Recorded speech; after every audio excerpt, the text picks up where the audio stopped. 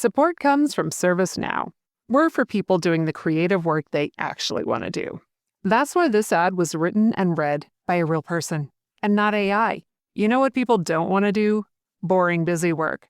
Now with AI agents built into the ServiceNow platform, you can automate millions of repetitive tasks in every corner of your business, IT, HR, and more, so your people can focus on the work that they want to do. That's putting AI agents to work for people. It's your turn. Visit servicenow.com. Today on CityCast Madison. How might the incoming cuts to federal spending on scientific research impact UW-Madison and our local economy, as UW is an economic engine for the city? We asked two people whose work and livelihoods depend on research funding: the director of the Wisconsin Institute for Discovery, Joe Handelsman, and then later microbiology PhD student and co-president of UW-Madison's Graduate Worker Union, Madeline Toff.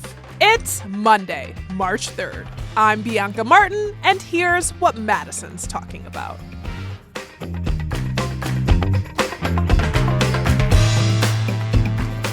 Joe, thank you so much for joining us today. Thanks for having me. It's great to be here, Bianca. Yeah, so you're currently the director of the Wisconsin Institute for Discovery and previously served as a science advisor to President Barack Obama. You are no stranger to research and the federal government and how that all connects. So can you give us some context on the NIH memo? How expected or unexpected was that call for immediate and, to quote the UW chancellor, dramatic cuts? It was very sudden to NIH. It wasn't their fault. They were given a memo on a Friday afternoon and told to send it out to everybody on their staff right away. And I guess when they didn't do it fast enough, they were called again. They finally got it out after 5 o'clock on a Friday, and NIH is very careful about not bugging its employees at the end of a Friday. So everyone knew that was unusual in itself. And it announced that was a Friday, and the very following Monday, 3 days later, that the F&A or overhead or indirect rate was going to go down to 15% across the board. Are changes to funding like this normal when administrations turn over? Well, I've heard people say that it has happened before, that things have slowed down or parts of agencies have been stopped, but very briefly. I have not heard of an overhead or F&A cut like this, except in the last Trump administration when he tried to cut it to 10%.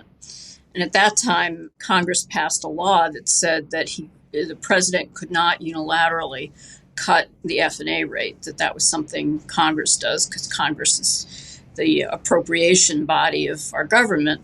And so it makes sense that they should have control over that. And so that's 2017 law is still in effect. And it didn't seem to stop the White House from doing this. So how dire is this proposed 15% rate cap for indirect costs for UW research? To be blunt, it's disastrous if it were to happen. The courts have stopped it from happening in 22 states who filed a suit. And fortunately, Wisconsin was one of them. But if it actually were enacted, it would be a massive cut to research. So it represents $65 million to the University of Wisconsin. And so, well, what does that mean? Why should we be getting that money? And most people don't really understand what F&A is, because they think it's like overhead that gets the university rich or something, or bloat, I've heard it called. And it's not that at all. The story is that there are two types of funding for research. If you think of it, two buckets. One of them is the direct costs that go to your lab, funding your graduate students, buying equipment, supplies, your postdocs, that kind of thing. That everyone understands. The other is called the indirects. And those are negotiated with every university and the government. And those are the things that the university needs to provide to make a lab functional. I can't plop down my people in the middle of Johnson Street and expect them to do science, right? That's impossible. And so the entire infrastructure that the university offers, which is everything from handling our budgets, making sure that we're in compliance with every federal guideline, making sure we treat our animals properly, our DNA properly, that we do biosafety properly. All of those things, and there are dozens of them, are covered by this F&A. So there's just a percentage across the board. And then that goes to the university in a block grant. I wouldn't be able, for example, on one of my grants to put in 1,000th of a salary for a biosafety officer. That's absurd, right? We could never figure that kind of thing out. And so that's why they do it on a total university basis. And NIH, or the government, looks every 2 years at what we have argued our rate is, what we said we were going to spend it on, and then they audit it at the end of the 2 years, and they say, did you actually spend it on those things? And if not, then they change the overhead rate, and then it goes forward for another 2 years. So these are real costs. And the other thing that most people seem to miss is that the federal government is only paying half of those costs. So the university pays half of the so-called F&A, or indirect costs. And that was the deal 70 years ago when this whole system was set up, that the federal government would pay half and the universities would pay half of the F&A. Well, I saw a quote in the memo, the NIH memo. It's that NIH is obligated to carefully steward grant awards to ensure taxpayer dollars are used in a way that benefit the American people and improve their quality of life. Knowing the sort of processes that you just described and the audits, is this kind of funding cut maneuver kind of an insult? Like as if your funding is being used in a wasteful, willy-nilly way? Yeah, I think it shows a complete lack of understanding, or a willful lack of understanding, I don't know which, of what the F&A rate covers. And yes, it represents $4 billion for the government if they save that. But then those costs have to come out of direct costs, which right now, by the way, is not allowed. There are regulations that say you can't put anything on your direct cost budget that is covered by the overhead agreement, which makes sense because that would be double dipping. But that law is going to have to change if we no longer have the full cost of F&A, or the full 50% cost of F&A. And so I guarantee that nobody at NIH wrote that memo, because they totally understand that this is a legitimate cost of research. So yeah, it's insulting because it implies we've been misusing the funds. And maybe there are some misuses. Maybe there is, in some places, more overhead or higher rates than should be. But that's a much more defined and discriminating analysis than just across the board cutting everybody down to 15%. Mm. And it's coming down from around 55%. Is that accurate? 55.5% is Wisconsin's, and other universities are as much as 100%. And people think that's outrageous, and they think it's terrible for these private universities to get such high overhead rates, but they're in cities, for the most part.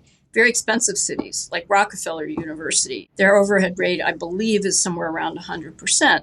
Well, it's very expensive to live in New York City, so they have to pay higher salaries than we do in Wisconsin. Therefore, their overhead rate goes higher than ours. Another thing that was in the memo, NIH claims that lowering the cap for indirect cost reimbursement will bring the organization more in line with how much private foundations fund these types of costs. Is that a fair or wise comparison?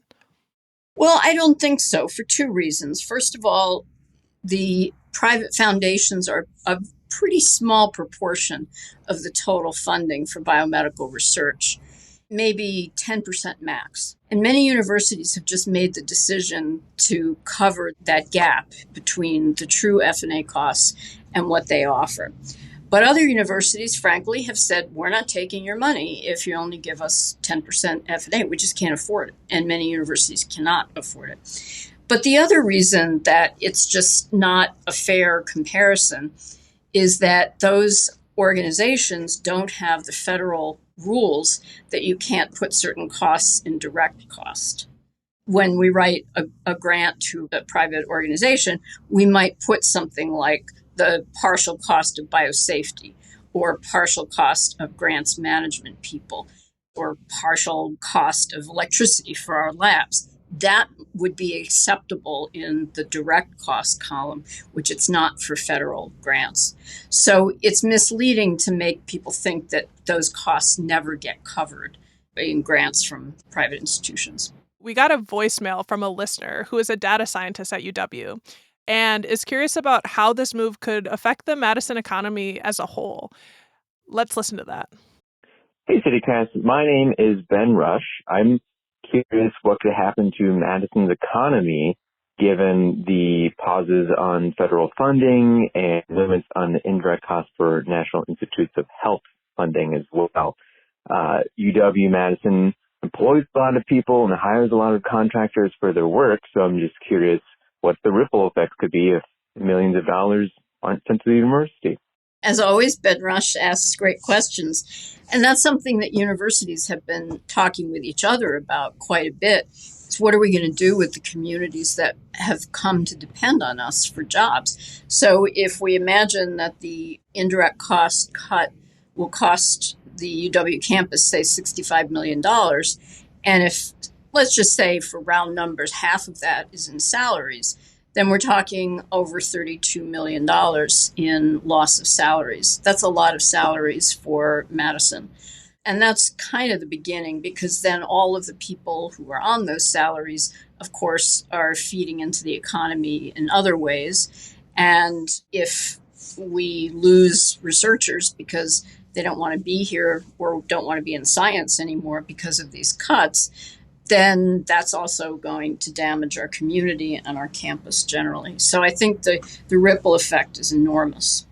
We heard at least one graduate researcher share with us that they're feeling like the UW administration hasn't been publicly vocal enough in expressing outrage over this possible funding loss. They also said, we don't know what's happening behind the scenes, but publicly they want more. Obviously, this is a precarious situation, but is there anything that the university can or should be doing right now to fight for these dollars at this time? The universities have banded together and issued the lawsuit that blocked the cut at 22 universities.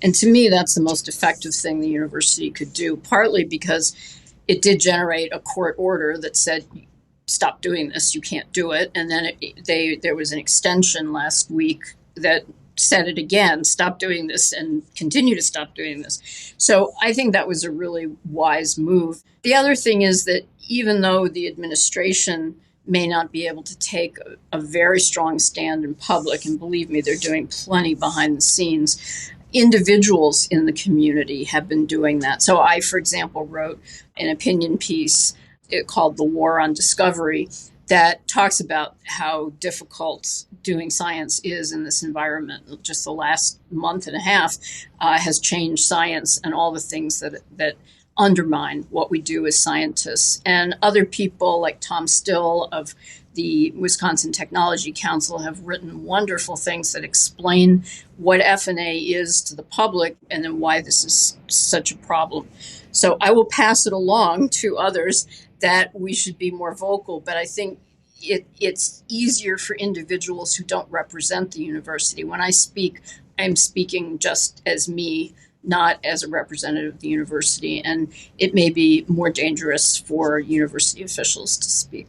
The other thing is it's changing so fast. It seems like every time one of us says something in public, we have to retract or add to it because the details have changed. And it's confusing to everybody. Even people in government don't really know the ramifications and what's going on. And obviously this change is coming in with a new administration. And you said at the top of this conversation that there's a feeling like there isn't a huge amount of knowledge about what y'all do in the day-to-day and how this is going to have impacts on research like at UW.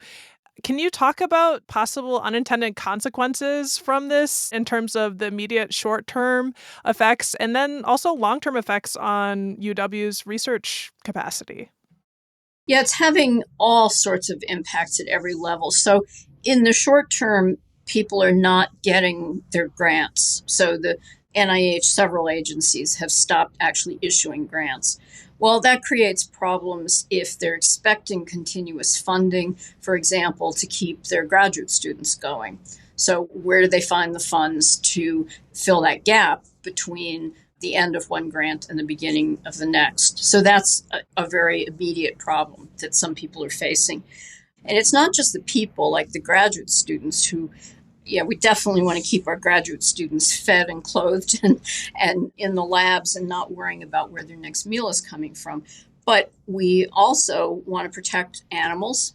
And I just heard of a case today where a whole bunch of researchers were fired at NIH headquarters and they work on primates.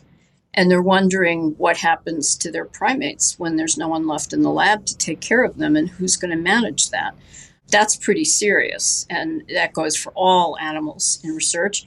And then human trials. You mentioned the Alzheimer's Institute, which is this $150 million grant from NIH to UW to study Alzheimer's. And it's one of the most exciting and comprehensive studies, but it's of real people. And what if they just cut off the study because they don't get their next installment of funds? That's pretty serious. I mean, that's a real breach of trust with the participants in the study, and it's an incredible waste of resources. What do you do when you restart? You just, have to do everything all over again. That's not how we want to be spending our money. So, all this talk about efficiency just seems incredibly ironic when this is going to create so many gaps and inefficiencies. There's so many wide-reaching impacts, and we're really grateful that you joined us to share and update us on just, I'm sure scratching the surface. Are there any last thoughts that you'd want to impart to folks listening about what's happening at this moment with research? If you know researchers, just giving them some personal support in this very uncertain and frightening time. And then I think letting lawmakers know, the Wisconsin delegation in Congress and the Senate, of course they know what's going on, but I don't know how much they hear from everyday citizens and the potentially voters for or against them about how important this is to the United States. And I would guarantee that every human being in the United States has benefited in some way from NIH research. And that's really important. So people need to let the lawmakers know, because if they don't hear, then they think people don't care. Jo, thank you so much for giving us your time when all of this is happening. We really appreciate you carving this out for us. Thank you for having me, and thank you for talking about this really important issue.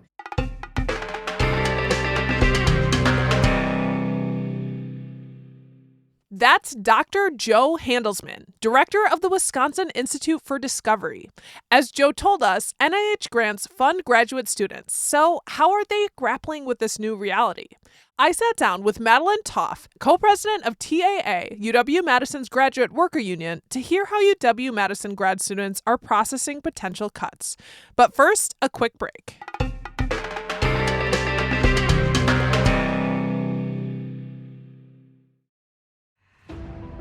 This episode is brought to you by Peacock. The new Peacock original documentary, Matthew Perry, A Hollywood Tragedy, dives deep into the beloved actor's rise to fame and his tragic death. 5 people, including Perry's personal assistant, 2 medical doctors, and an alleged Hollywood drug dealer known as the Ketamine Queen, were charged with conspiracy to illegally provide Perry with the ketamine. Explore the details of the case in this heartbreaking special, streaming now only on Peacock. You've maxed out your 401k, you're contributing to an IRA, and making some other investments. You're ahead of the game and doing well. But where do you go from here? The same old story can only get you so far. If you want a new take from a new type of financial professional, we invite you to get a fresh perspective beside an agent with the backing of New York Life. Insurance, investments, retirement, and more. Visit nyl.com to learn more. Investments are offered through registered representatives of NyLife Securities, LLC, member FINRA SIPC, a New York Life company. Madeline, thank you so much for joining us today. Yeah, so happy to be here. So I know it's been a hectic few weeks on campus. As a PhD microbiology student and researcher at UW-Madison, how are you and your fellow graduate compatriots feeling these days? Yeah, it's been pretty much an unprecedented attack on science. So I'm one of the co-presidents of the union that represents grad students, but I also am a scientist. I'm in microbiology. So there's been a lot of uncertainty among the grad students, particularly what are we going to do after this? Are there going to be jobs available? And then one thing I'll note is that most grad students are supported by federal funds. So when there's cutting, pausing, freezing of federal funds, that really affects the salaries of graduate workers.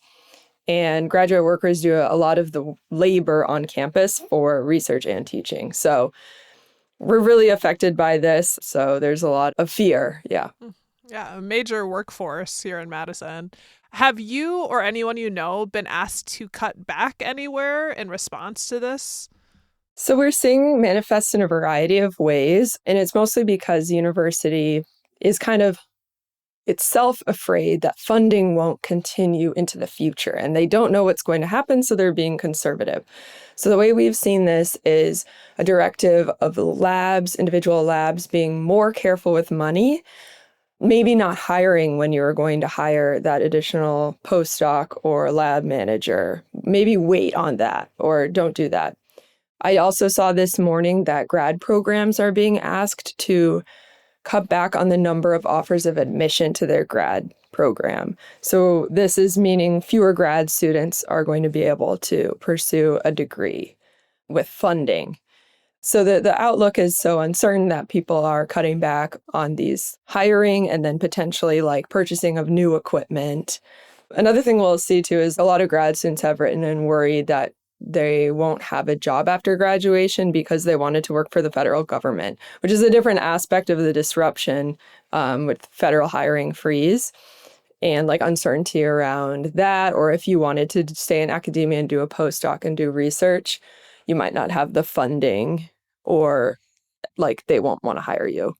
Yeah, and Chancellor Mnuchin's office did put out a statement when this federal directive first dropped, saying that she hopes the legal challenge to the NIH memo will be successful. Can you talk about what has communication been like from UW-Madison administration? Has there been much else from their office in terms of next steps or actions for students and researchers to take? Yeah, so we've had all campus messaging from the chancellor, and they put out a statement in their part of a legal challenge against the indirect cost memo. But in terms of trickling down to day, what does this look like for graduate students specifically? We've not got hardly any communication reassurance. What does this mean? What could this mean for your future? Not even a town hall where people can ask, am I going to be okay? And the answer being, I don't know. Because that might be the reality. And I think, it takes a lot of courage to be able to do that. And we're just not seeing that at all. And it's not really surprising to us as the union and as graduate workers, like that there has been this lack of response, but I think it's really illuminating. But I do think that coming together as the union has really been the most effective way to learn about what's going on and what the implications of the disruptions have been. Like through my union is how I find out what's going on and how we can come together and really fight back against this, because we're not seeing the university administration leadership do this effectively to help us. We've seen a very cautious approach and a lack of information. Yeah, it's a lot of treading in uncertain waters. And it sounds like you want UW's leadership to do more in terms of communication. Well, how do you feel about UW in terms of what they've done for supporting these vulnerable areas of research? Do you feel like they've done enough at this point to stand up for graduate students and this research work? I'm always told we never know what's really going on behind the scenes, and that's kind of part of the problem.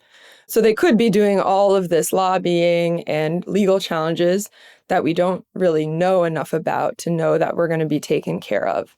And so I think communicating what they actually are doing is one major step. And I think meeting with the union is another big step. We've been asking to meet with the chancellor now for 2 years, and she keeps saying no. So, how are we going to know what's going on, and how is she going to know how this affects us if we can't even sit down? We're ready and willing to work with the university, work with the institution to save research and education. I can't even get a meeting with the graduate school. I'm a grad student. I can't, they won't meet with the union. So TA hasn't met with the chancellor once. No, it's one of our campaigns. We've turned it into a whole campaign because she won't meet with us. This campaign has been endorsed by Governor Evers. It was endorsed by Associated Students of Madison, which is shared governance for grad students, for undergrad students. And so I think that's one big step is hey, what's happening? How is this affecting us? What are you guys doing? We don't want to be at odds with the administration constantly if we don't need to be. Like, we'll work with whoever. I've worked with pretty much anyone who has the same, interests of what we're trying to do. Well, it's particularly wild considering that Chancellor Mnuchin is fairly new. So the opportunity to sit down and be connected seems critical. Obviously, this NIH memo has so many kind of immediate impacts that are, even though they're somewhat uncertain to what they are, generally speaking, you're being asked to roll back in your expenses. You mentioned potential decreased admissions. How do you think a federal cut like this one that's been proposed would impact the research and graduate work happening at UW in the long run? Yeah. So I think this matters more for science than we might think at its surface. It's not just like some 20-somethings can't get a PhD. Really, the majority of the scientific labor is done by graduate workers on this campus. So cancer cures, new vaccines, Alzheimer's research, all the research that goes on to become a new drug or medicine and makes billions of dollars is done in publicly funded research. So to have fewer people working on it is going to harm progress, innovation, new technologies. I think another point which I've seen circulating a lot is in science, we don't know where the next discovery is going to come from. Like GLP-1 agonists were found by studying a weird lizard. Like a lot of these breakthroughs that are Nobel Prize winners are from something you wouldn't think necessarily would be profitable or amazing. So I think it's really important to fund all science and do as much as we can because you don't know where that discovery will come from. So I think, too, the consequences, people are going to be, and we're seeing this now to some extent, only pursuing things that look like they might be profitable. That's not really very, so you're cutting down on what you study. I'm thinking about like penicillin or just like accidents, things that you discover in researching unfamiliar spaces. Absolutely. Yeah, there's a lab in this building. They study like this weird bacteria called Clostridium botulinum. Well, it makes a toxin that is highly profitable called Botox. And medicinal, those kind of things. But who would have thought this random, people are getting like botulinum sickness. So that was probably where they started. But yeah, who would have thought you could just use the toxin it produces for all kinds of things? Yeah. There's just so much. And I think underneath all of this research is the through line is the research is for the public good, generally for Wisconsin, for the nation, for the world. The federal government funds this sort of research for good reason. Like it's something that staves off other costs that have to come later, everything in between. And, we're talking about consequences in the long run. I know that DEI is also something that is under attack. And I guess in terms of like attracting talent, if you can hire fewer people, you're going to get fewer researchers and researchers who are talented. I can't help but think UW-Madison has this long track record of attracting top talent. And you said that people are actually interested in coming here so then they can then work for the federal government. If that's not an option, are people going to consider like other universities and institutions abroad? Like what kinds of things are you hearing about folks making decisions about their future?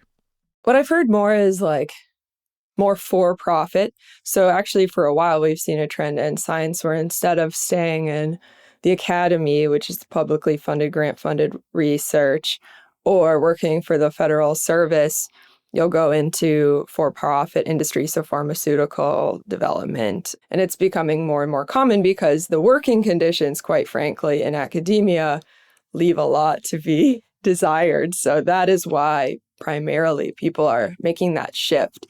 So as part of the union, we are still going to be pushing for raises for grad students, better working conditions so you don't get bullied in your lab. Last year, we had a successful paid parental leave campaign which was people getting together, doing rallies, pushing the administration to offer paid leave because we care about our public institutions. Like, we want people to stay and do work that benefits everyone. And it's broader than just wanting more money or whatever. Like, I mean, really, people are really struggling. But like, Yeah. Mission-driven work. Yeah, mission-driven work, something that benefits everyone, is really important, because when we just have more private interests too, like then what you study at the university is tailored toward that. I'm worried that with the cut in federal funding, we're going to see a lot more private investment in research. And some people are okay with that and welcome it. But I think the way they think about, I mean, it's going to be like, we're only going to study things that make money, which once again, I think isn't actually the most beneficial and productive. Well, Madeline, we really appreciate you taking time out of your busy schedule to join us. We know how much graduate workers do, and it means a lot. Thank you so much for giving us this update. Yeah. Yeah, I'm a big fan. I listen to CityCast like most days, so thank you. A subscriber. Appreciate that.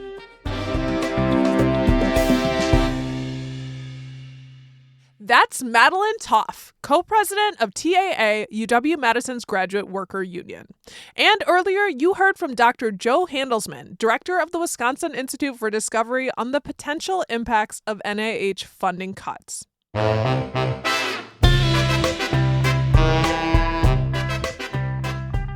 That's all for today, here on CityCast Madison. I'm Bianca Martin, your host. If you enjoyed the show, why not share this episode with a scientist or a researcher? We'll be back tomorrow morning with more stories from around the city. Until then, go science.